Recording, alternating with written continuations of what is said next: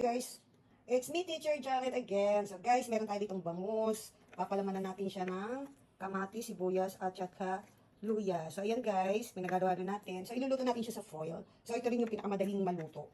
No? Pinakamadali at saka hindi masyadong maraming ingredients. So ito lang guys, ipapalaman lang natin siya guys sa ating bangus. Ayan guys. So ito ang aming ulam ngayon.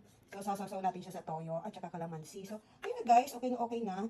So iaano lang natin siya sa kawali guys, kasi wala tayo ngayong uling at hindi ako pwede mag-ihaw. So ayan guys. So yung iba kasi nilalagyan pa niya ng itlog na maalat.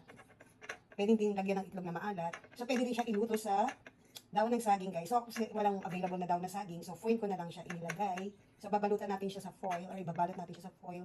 So ayan guys, ang ating ulam for today's video. May buo pa. Teka, iano ko muna siya. So ayan na guys, i-fold natin siya para nasa loob yung mga palaman.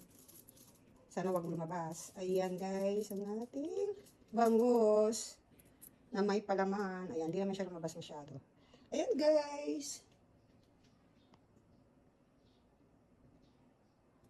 Okay guys, balot na natin siya sa foil. Ayan. So, ganyan balot lang ang aking ginagawa. Meron natin i-fold out ng ganito para hindi makalabas yung mga kapatid guys. Ayan. Ayan, pwede na siya ilagay sa ating kawali. Madali lang naman siya maluto. Ayan. Ready na siya guys. Ilagay na natin siya sa kawali. Ayan. Kasya siya kasi wala naman siyang buntot. So, ayan. Hinaan lang natin ang apoy para hindi naman masyadong masunog. Then, pag-aral natin siya.